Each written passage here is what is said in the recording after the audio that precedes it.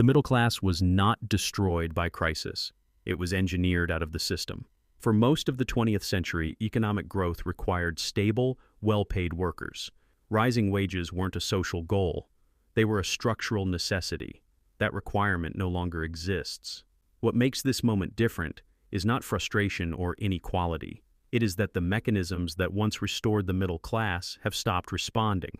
Productivity continues to rise, but real wages for the middle majority do not. Employment remains high, yet household financial stress keeps increasing.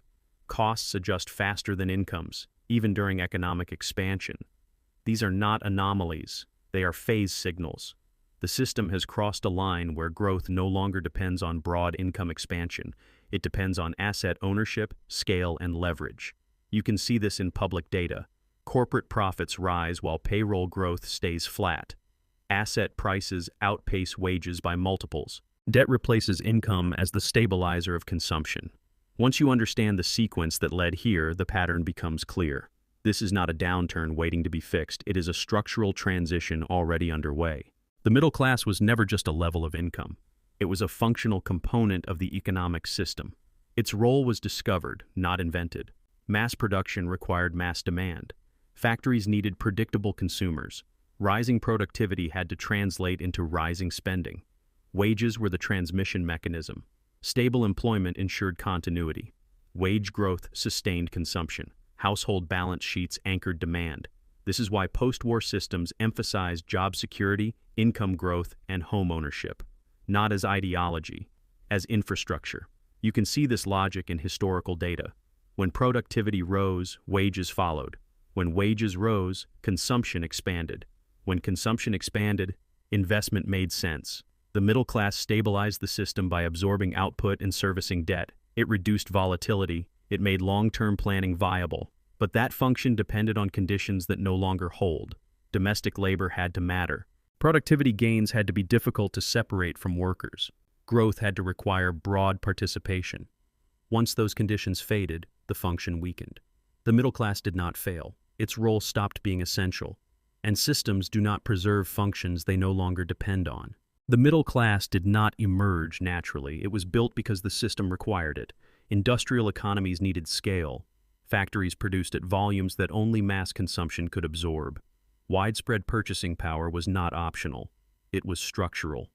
After World War II, this alignment was deliberate. Domestic production, rising productivity, rising wages. Growth depended on participation. When output increased, incomes followed. When incomes followed, consumption expanded. When consumption expanded, investment made sense. This was not fairness. It was efficiency. The middle class stabilized the system by spreading demand across millions of households. It reduced volatility. It anchored prices. It made long-term planning possible. Employment security mattered because insecurity broke the loop. Wage growth mattered because stagnation stalled demand. Home ownership mattered because it locked households into predictable spending patterns. The system reinforced these outcomes because it benefited from them. But this balance only worked under specific conditions. Production had to be local. Labor had to be essential. Productivity gains had to be difficult to separate from workers. Once those constraints loosened, the logic changed. Global supply chains reduced the need for domestic demand. Automation reduced the need for labor intensity. Financialization allowed growth to bypass wages entirely. The middle class was not removed out of hostility. It was deprioritized as its function weakened. The system did not abandon it suddenly. It outgrew it. And when a structure outgrows a function, it does not preserve it out of loyalty. It replaces it, quietly. The turning point was not globalization or automation by themselves. It was what replaced wage growth. When income stopped rising fast enough to sustain demand, the system adapted. It substituted credit. Consumption no longer depended on earnings. It depended on borrowing, refinancing, and asset appreciation. This was the structural shift. Housing became an asset class before it was shelter. Education became leverage before it was mobility. Debt replaced income as the mechanism that kept demand alive. For a time, this worked. Asset prices rose faster than wages. Household leverage increased. Economic growth continued without broad income expansion. That was the line that was crossed. Once growth could be sustained through balance sheets instead of paychecks, the middle class stopped being central to the process. You can see this in public records. rising household debt alongside stagnant real wages, rising asset values alongside declining affordability. The system did not collapse when this happened. It optimized, employment remained, paychecks continued. But the feedback loop that once rebuilt household security weakened. Growth no longer repaired balance sheets, it bypassed them. That is why the pressure feels permanent, because the mechanism that once relieved it has been replaced. For most of the last century, wages were the transmission mechanism. Productivity rose, pay followed, living standards improved. That link is now broken. Since the late 1970s, productivity in advanced economies has continued to increase, while median wages have largely stagnated. The gap did not close, it widened. This was not an accident. It was the result of incentives shifting away from labor. Global competition capped wage growth. Automation reduced the need for incremental labor, and financial markets began rewarding margin expansion over payroll expansion. At the same time, asset inflation replaced income growth as the primary engine of wealth. Housing, equities, financial assets. Those who owned assets benefited disproportionately. Those who relied on wages did not. To keep consumption alive, debt stepped in. Credit cards, student loans, mortgages. Spending continued even as income growth slowed. The appearance of stability remained, but it was borrowed. This is why economic growth can now coexist with financial stress. Why GDP can rise while household balance sheets deteriorate. Why full employment no longer guarantees upward mobility. Wages still exist. They are just no longer the mechanism through which growth is broadly shared. Once a system finds a way to grow without raising incomes, it stops prioritizing the conditions that once made income growth essential. The middle class does not collapse in that environment, it thins, quietly. As the role of the middle class weakened, a different structure took its place. Growth no longer rewards participation, it rewards ownership. Returns concentrate where assets sit, not where labor is applied. Capital scales. Labor does not. This is why wealth increasingly accumulates above income. Asset holders benefit from rising valuations, leverage, and financialization. Households that rely primarily on wages experience rising costs without proportional upside. The system did not need to suppress wages, it only needed to stop depending on them. Ownership of productive assets became the primary claim on growth. Equities, real estate, intellectual property, platforms. Those positioned closest to these assets gain exposure to compounding returns. Those positioned below absorb volatility, inflation, and risk without participation in upside. This is not class warfare, it is structural alignment. Financial markets reward efficiency, scale, and margin expansion. They do not reward income distribution. As a result, policy, capital allocation, and corporate strategy increasingly align with asset performance, not household stability. The middle class once anchored demand.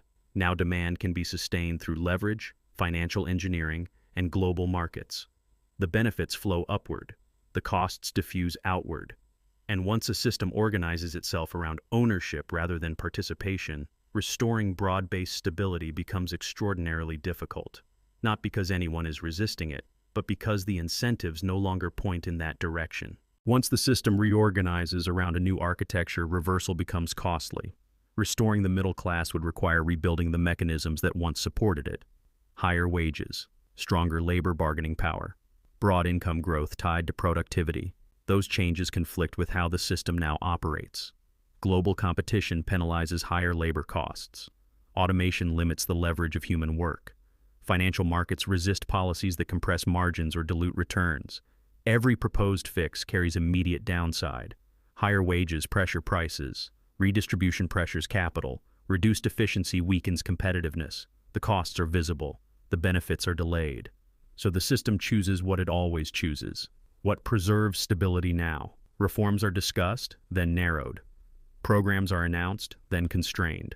Adjustments are framed as temporary relief, not structural change. This is not because solutions are unknown. It is because solutions clash with the incentives that currently sustain growth. The economy can function without a strong middle class.